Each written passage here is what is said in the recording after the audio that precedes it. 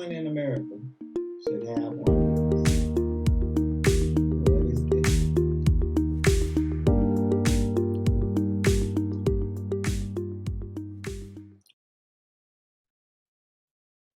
Okay, we're here. All right, recording in progress. That's what I like to hear. Okay. Hello, welcome. Welcome back.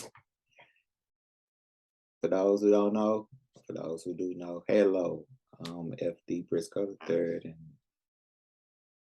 your presidential elect for some years to come. So you haven't checked out my first introduction video, make sure you go check it out. It might be kind of informative so you get a little likeness of what it is. But if this is your first time seeing this video, it is great. Thank you. Welcome.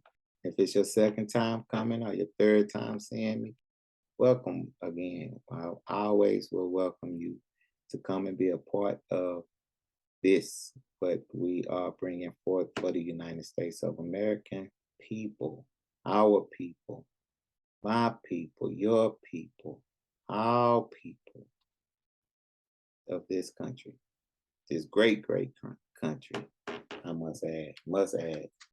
I also said, and I will say every time, make sure you have one of these in your home. If you are an American, which if you are United States of America, you should have one of these. Why? Because this is like your book for who you are, to why this country is, what makes this country, how things move. You want this. If you don't have one of these in your home, go get one. If you do, open it up. Read it with me. I also have a Bible in your house, but I'm just saying, for sure you need to have this, as well as you definitely need to have a Bible, a good one, King James, preferably. Okay, so what I do is who I am the president-elect of the people, from the people. And I'm from the people of this United States. That's who made me.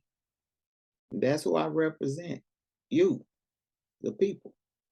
Me, my people. Not color, Americans. That's who I represent. Last time I left off on section 2, and I will read section 3 of Article 1. But I would read that preamble first before I go into the next portion. And as I said before, my camera is here, and sometimes I might be looking at the monitor, so pardon me if I'm looking down or up, but I'm not reading a teleprompter. I'm just looking down at the monitor sometimes, so it just happens. I'm a person. We, the people of the United States, in order to form a more perfect union, establish justice, ensure domestic tranquility, provide for the common defense, promote the general welfare, and secure the blessings of liberty to ourselves and our prosperity, do ordain and establish this Constitution for the United States of America. Section 3 of Article 1. The Senate of the United States shall be composed of 2 senators from each state, chosen by the legislature thereof for 6 years, and each senator shall have 1 vote in the Senate. Immediately after they shall be assembled in the consequence of the first election, they shall be divided as equally as may be into 3 classes. The seats of the senators of the first class shall be vacated at the expiration of the 2nd year. Of the second class at the expiration of the 4th year, and of the 3rd class at the expiration of the 6th year, so that 1/3 may be chosen every 2nd year.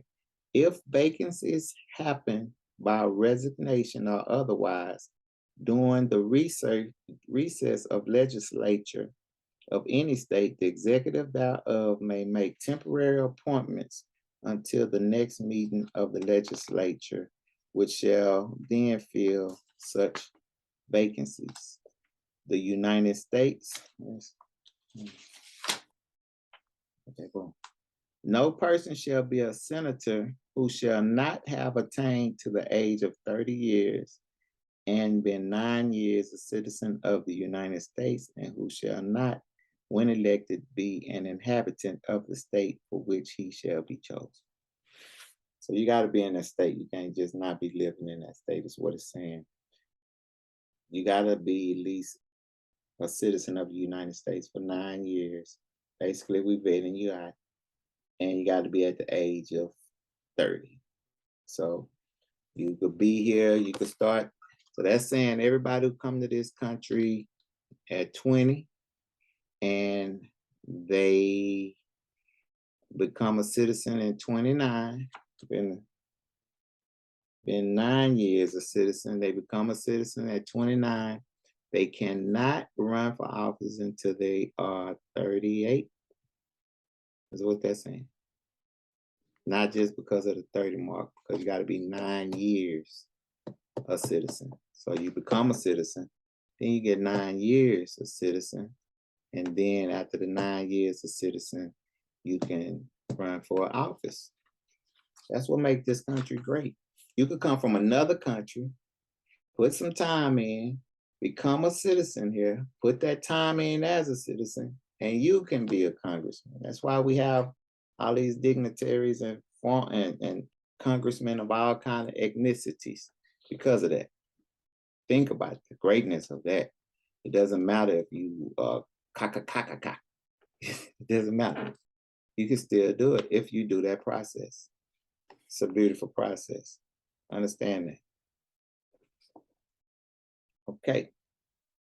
The Vice President of the United States shall be the President of the Senate, but shall have no vote unless they be equally divided.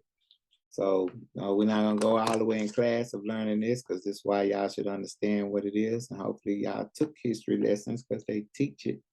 So anyway, what that's basically saying that the vice president heads the Senate, and on the way that he has a vote, if it's a 50-50 split in the Senate, that his vote will be the vote to break it. So it's an important role for the vice president. Very important role. It's not favoritism, but these days they've been making it favoritism. Okay. Back to some questions that I've had.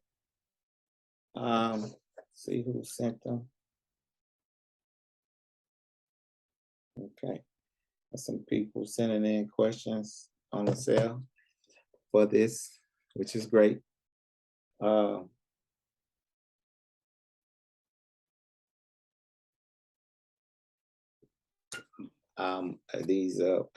If you saw the first video, I spoke with these people were my first donors, which was thank you and thank you. You all can be donors as well.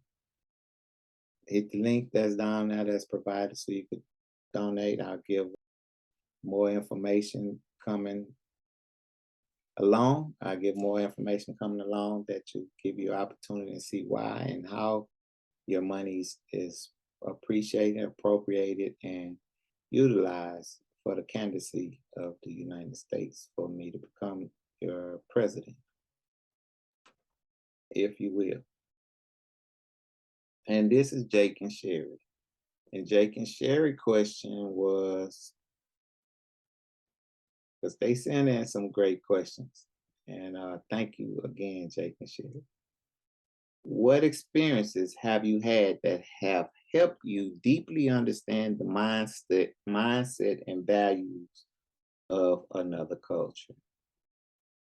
What experiences have you had that have helped you deeply understand the mindset and values of another culture?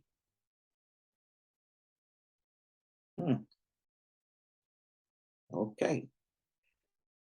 I said this before, I might say it a couple of times while I'm doing these, that I may be asking the questions and restating the question over so I could be able to properly address the question. So if I readdress the question in my mind or I readdress it outwardly, I'm not looking for an answer to try to skate through. I want to make sure that I'm answering and hearing what the person's question is to adequately deliver a response that can be efficient for what they needed or why they asked the question. So, what experience have you had that have helped you deeply understand the mindset and values of another culture? I've traveled. I've traveled this country from East Coast to West Coast, from the South. So we see a lot of different people, and I've learned a lot about people and cultures in time. I had a good friend named Gabriel when I was in the fifth grade. Good friend. In fact, it was two Gabriels. Shout out to both of you Gabriels. That if y'all remember seeing me, y'all is like, is that him? That's me. So Gabriel, I can't say your last name. I don't want to just be blasting you out there, but Gabriel A. And I forgot the other Gabriel last name, but Gabriel A. You know who I'm talking about. So we was in the fifth grade. It was a predominantly Hispanic culture where we stayed at that moment, and me and Gabriel clicked. You know, he was a I guess at that time you would say Mexican. Say family was straight from Mexico. I don't know if he was born here or not. I met him. He was a kid, so I can't really recall that identifying aspect. But we're gonna have to say they was Mexicans, not so much Hispanics. So that was my first introduction to someone outside of my family because my uncle, my aunt Margaret was a Mexican, and so I had Mexicans in my family, and he had kids with her, and we just had that. So as that wasn't my first like understanding of Mexicans or who they are wasn't because I had Amy that was. But as far as being outside into the communities and being around a family that's not of my family and actually getting a chance to understand and the culture of Mexicans, I was introduced to cactus. And so Gabriel grandfather, I hope he finally rested his soul, maybe. He was like, hey, you want to eat with us? And I was like, you know, because, you know, in the black culture, we have, you know, we eat chicken and broccoli, but they had chicken and cactus. And I was like, he said, okay, go pull off the cactus. So Gabriel went and pulled the cactus off the tree, brought it in. They skinned the cactus, and I'm just sitting here looking like, wow, it actually, we're finna eat this cactus? Like the cactus that just came off the tree? Like, you know, you hear cactus and you watch cartoons, there's usually be like they sticking you or something, right? But so I'm like, wow. And he cooked it and he put it and he had cheese and and I ate it for the first, you know, I ate it. He was like, I ate it and I was like, wow. So that opened me up to culture that many people have different ways of eating. So of course food can kind of connect people, right? So that's why I'm answering your question is that food tells you a lot about a culture. And when I learned that, I started to understand that there are different people than just black and white. And though I knew about my aunties and all that, but she was around black, so it was like she was black, but she was Mexican. So, you know, when you're a kid. But to actually understand that people cultures cook differently. And through the food, that's really defines that culture, the food. Like when you think of an American culture from other places, they think of hot dogs or something, right? Because it's kind of like something, you know, we done as Americans, hamburgers, hot dogs. That's kind of us fried chicken. You know, we done that. Soul food. That's our culture in America. So when people come to this country from other countries, they're looking for that which defines us, which is in our food.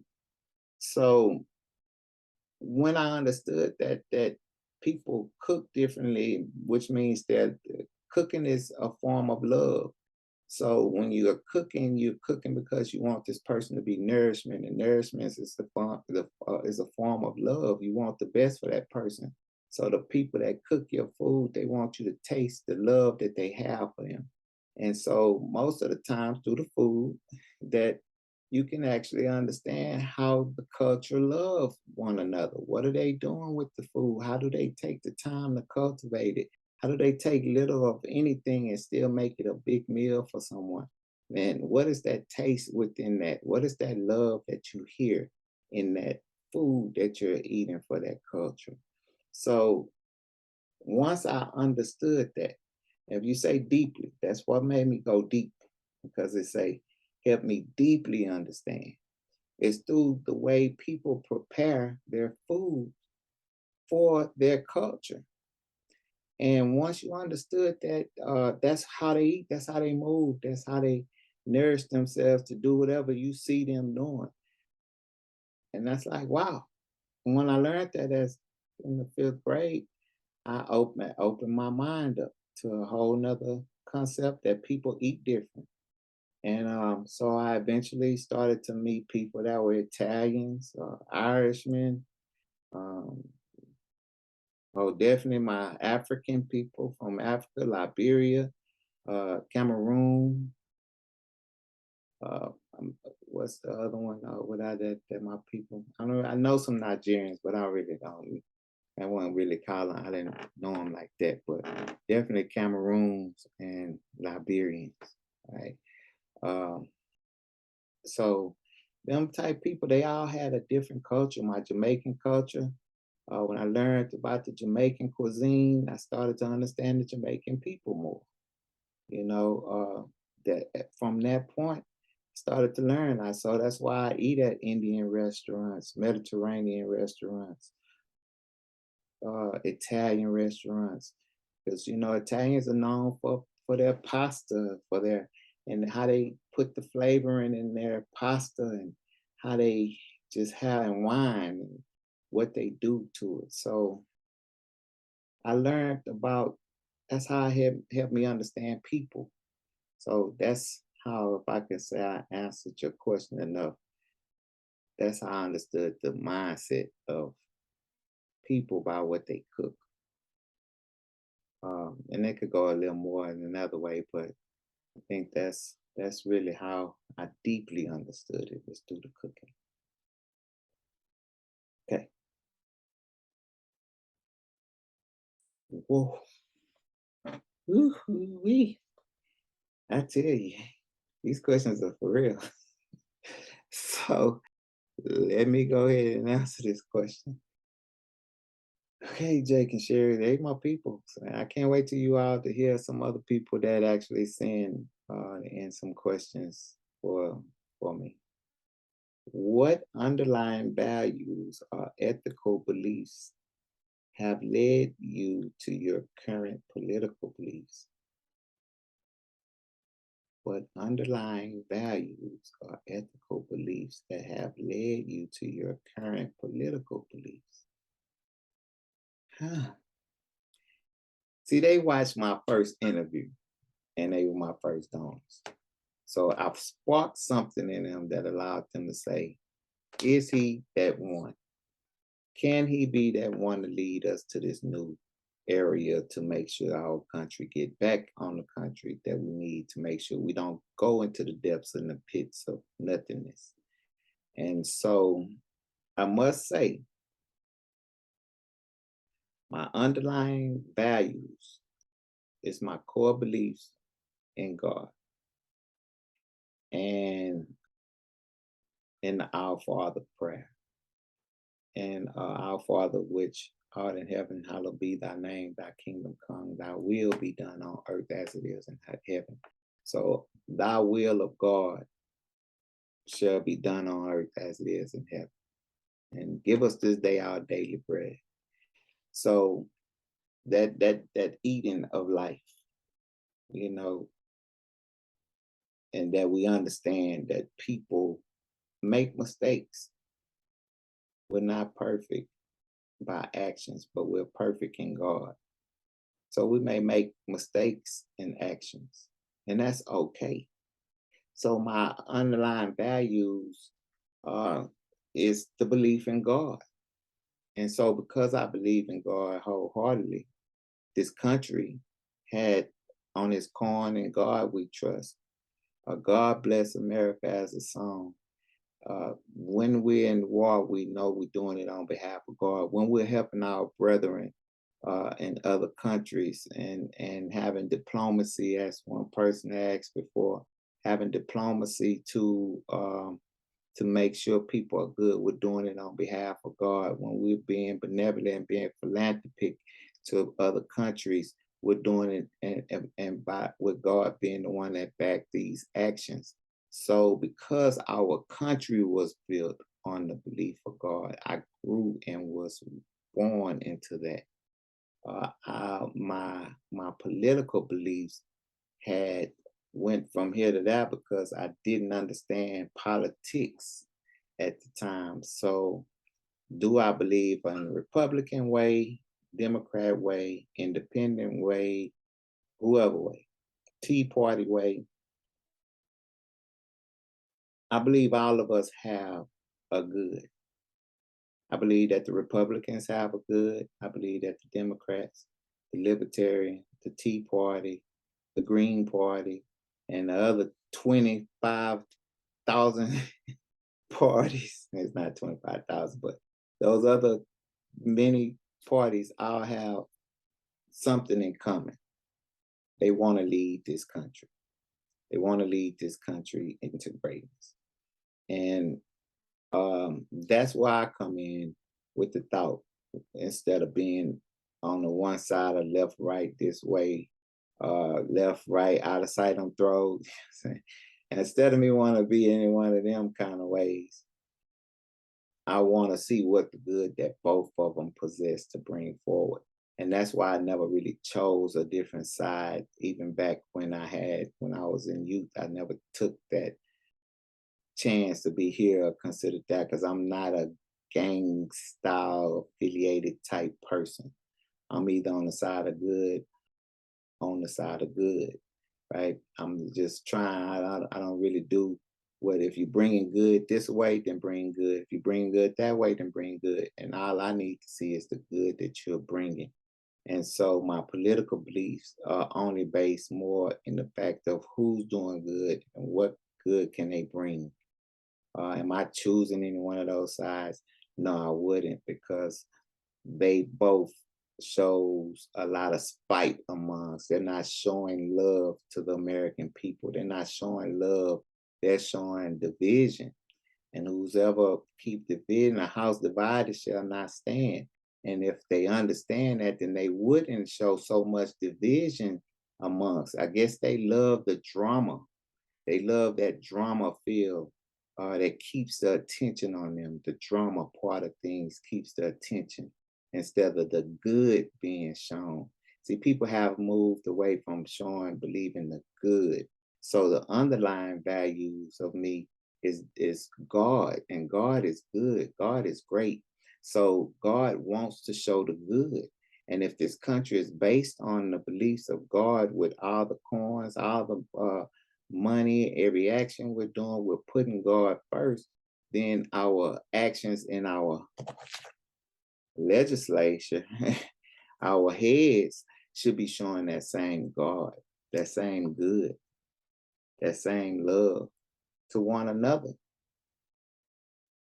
And see, that right there shows other people and allow other people to make the choice. But which one of them are good? And now we're not talking about the greater good, because that's not a good thing to me. When I hear a person say the greater good, it's not prosperous to me. It's not. That's like a choice. It's like the lesser of two evils, they said, when we had to choose a president. Well, they're the lesser of two evils. What you're saying is they both are evil. The lesser of two evils is really telling me that they're both evil. So why would I vote for anyone? They both are saying you're both saying they're evil.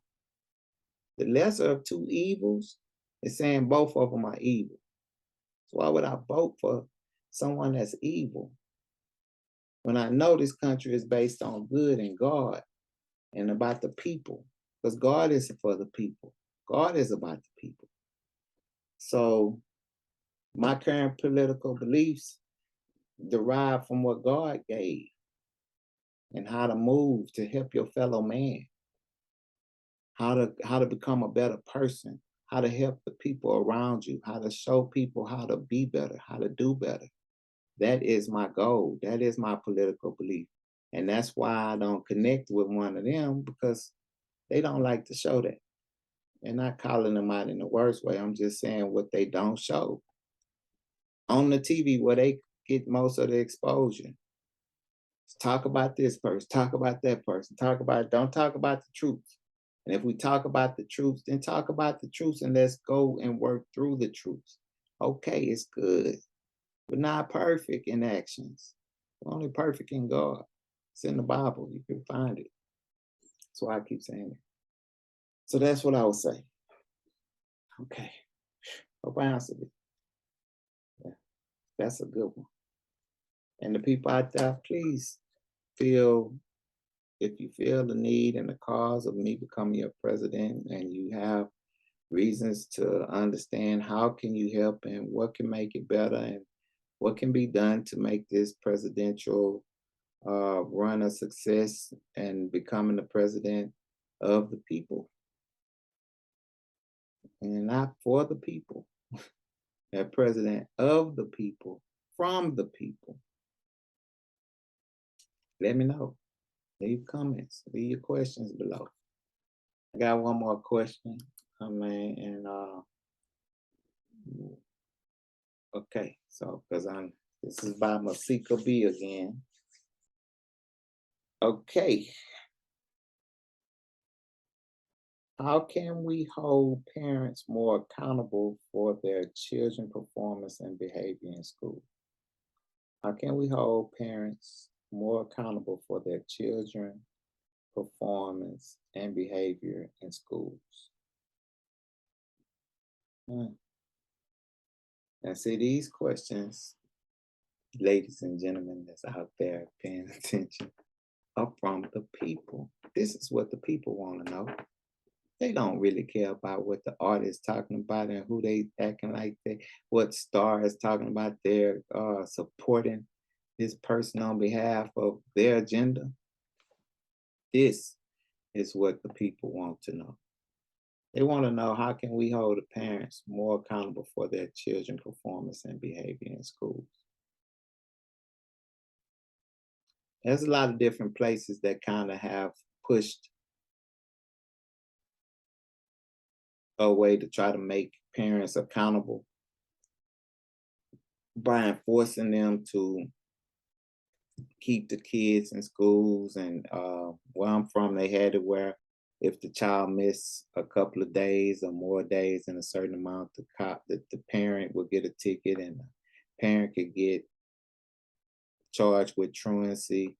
And it kind of made some of the parents snap to it and make their kids more active in school and made sure they got there so they wouldn't get in trouble, which was like a counterproductive type situation, because what happened was the parent really didn't care what the student learned long as he went to school, so they wouldn't get in trouble.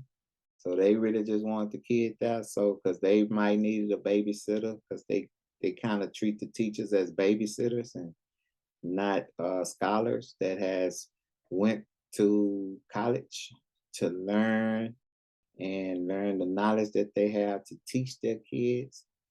They look at them as high paid babysitters.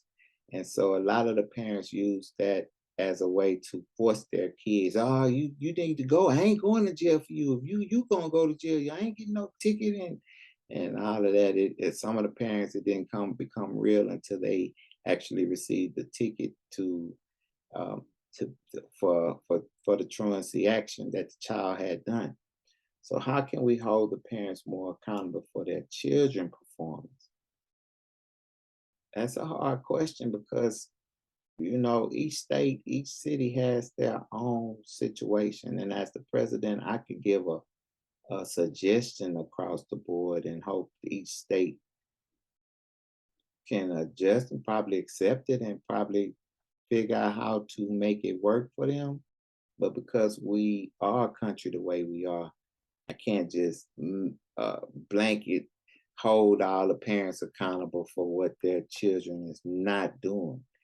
At the same time, I would like you to understand that a lot of the parents need to be retaught of what it is to be a parent. A lot of these parents don't know what it means. We need school, we need movies that kind of give those kind of things. We got movies that talk about all kind of stuff. We got movies that do a lot of killing and every kind of other things that these movies are doing, right? But I want to sneeze. Sorry.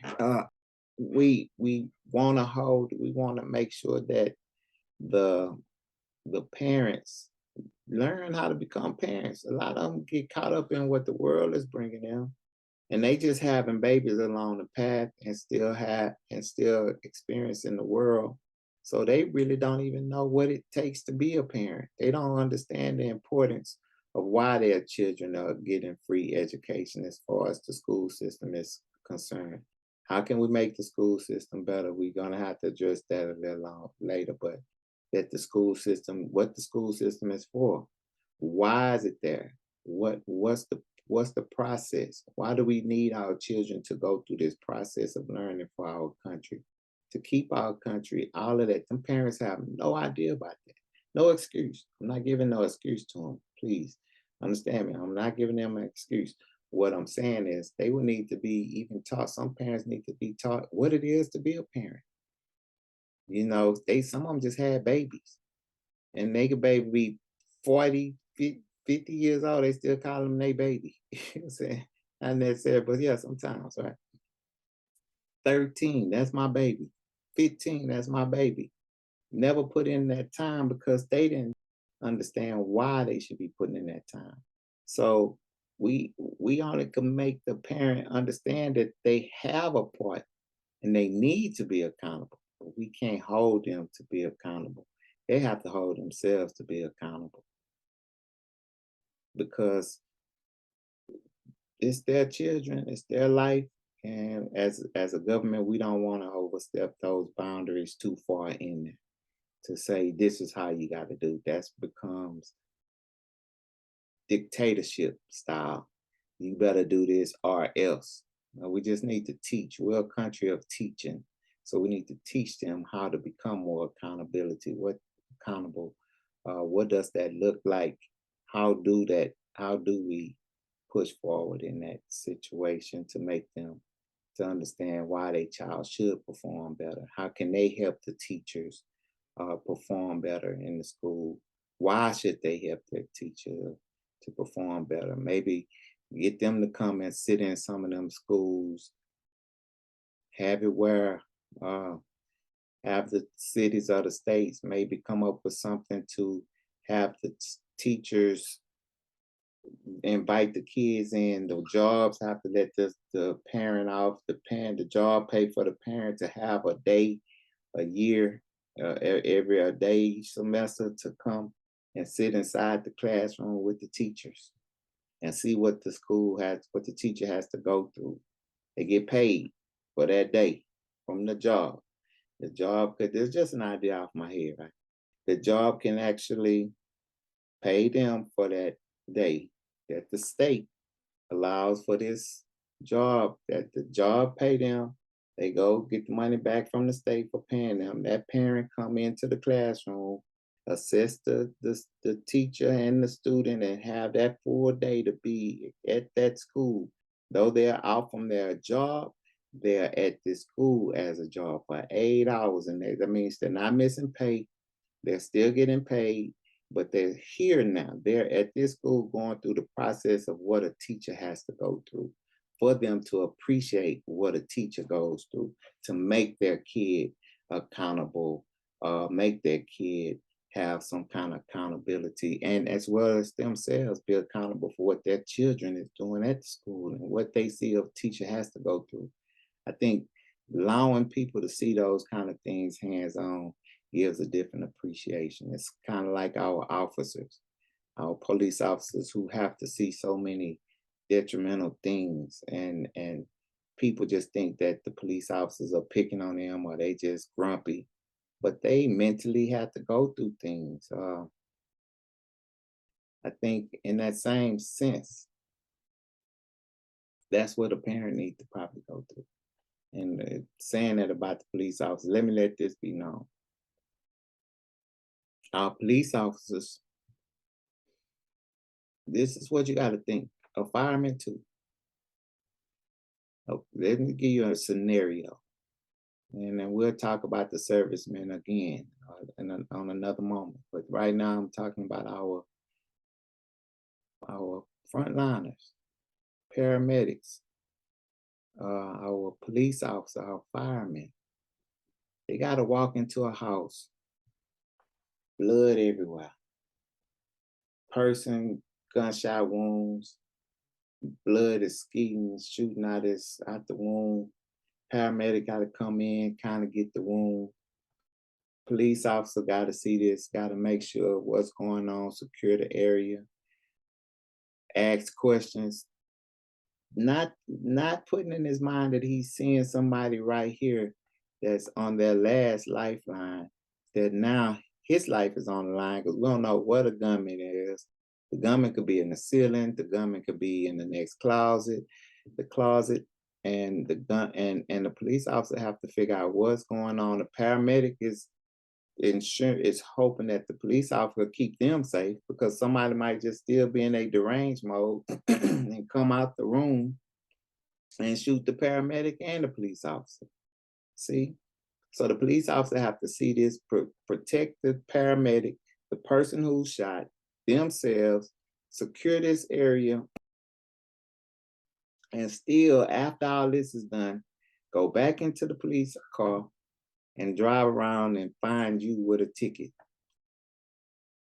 And make it seem like, excuse me by that, and make it seem like that what they just saw didn't happen.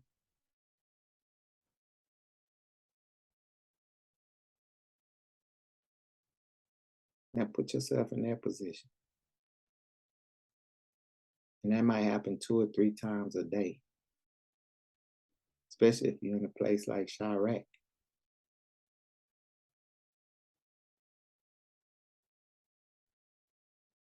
And I want you to put yourself in the teacher's position. The teacher get up, they come to school. There's 20 kids in that class, minimum, up to 30, up to 35, 15 even, depending on what kind of level of mentality they have. Up to 35 kids. They gotta teach. They're trying to teach what the system is set up for them to teach on these days, for this moment and this time, for the kids can all be on the same kind of learning page. And here go 3 kids over here fighting. They're trying to teach math. 2 plus 2, they fighting. 1 plus 1 equals 2 fighting, right? That's what math is going on over here. Then they got to finish that. They got to stop class, call for help, get some people to come in and get these 2 kids that's fighting, get them out of there, calm them down. There's other kids in there arguing, talking bad, talking back. Then they got to come back in this classroom, try to get that, still go back to trying to teach what 2 plus 2 is. Then your kid come home because he had attitude because he was the one who was fighting. And then because the teacher say, you need to sit down, sit your A down. He go home and say that he cursed. The teacher cursed at me. So the parent come up there. Now the parent wants to flex with the teacher, want the problems, want static, whatever words you want to say with the teacher over the kid that doesn't respond. And then all of a sudden this teacher got to come back the next day and do the same thing over and over.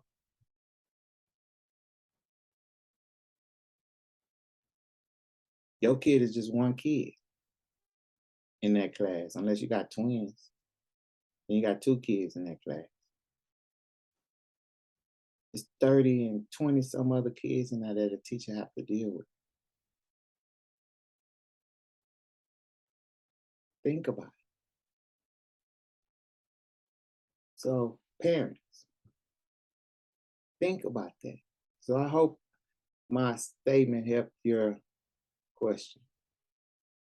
No, I would not always be able to answer questions so in depth. That's why I'm giving the opportunity now. Because once I'm in the presidency, I don't have the time. I got to be thinking about all this and that and that. But I will have the time to make sure I address them the best way I can. At this moment, I get to go in depth and give you an opportunity to kind of see how I move and think. So when I'm in there, you understand already that I said, but I got to make things happen. A lot of things, a lot of people, it's thousands of people in the government, in the political offices that I have to deal with, learn about, see, move through, all that kind of stuff. So, yeah, but the question still will be able to be answered in this same kind of format, but my background will be a little more legit. So you can actually know that I'm caring. And we're talking about the country of 300 million. So if a million people seeing them, definitely I won't have the time to answer a million questions. So maybe out of them, I'll be able to pull as many as I can. Definitely not a million.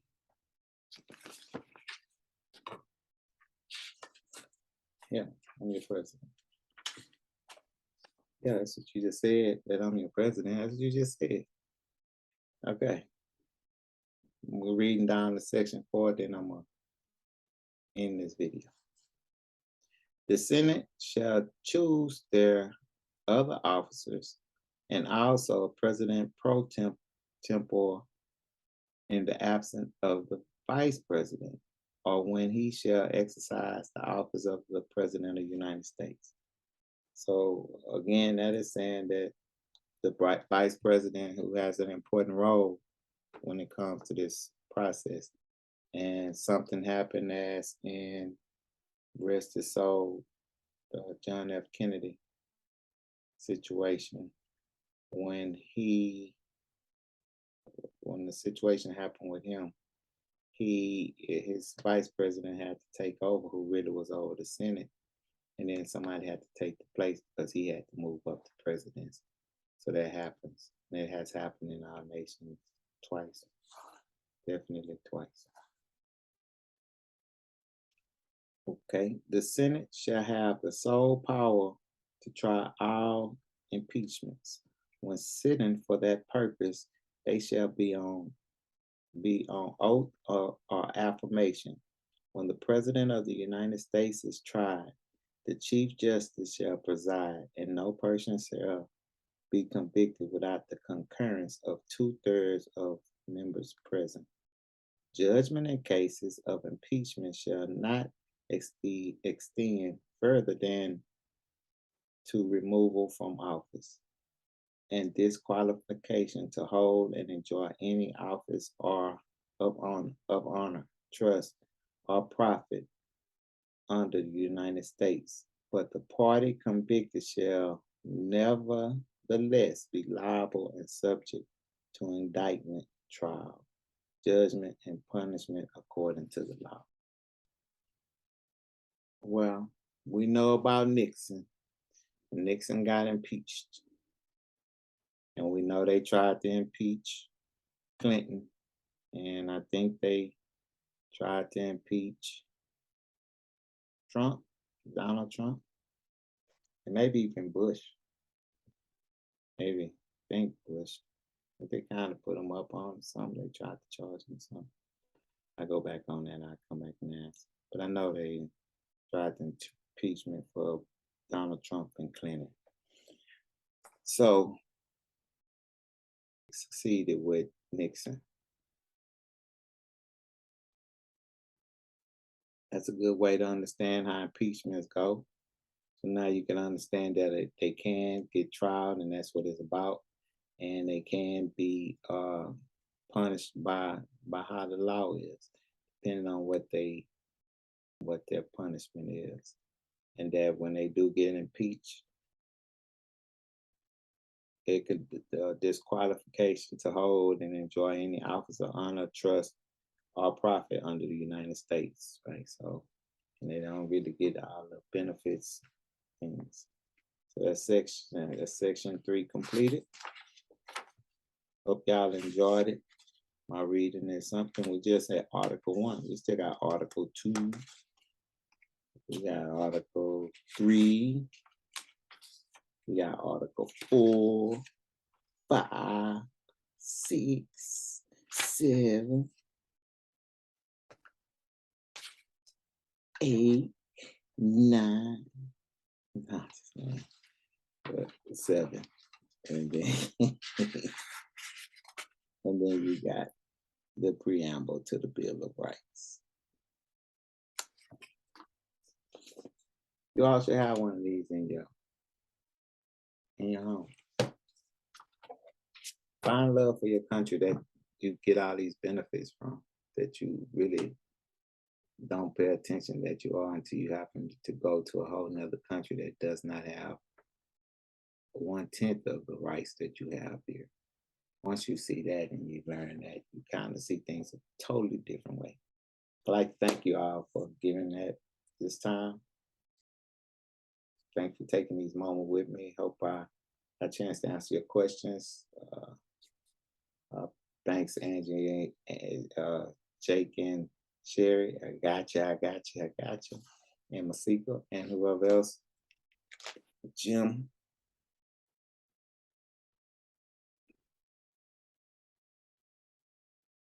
He'll be sending his later.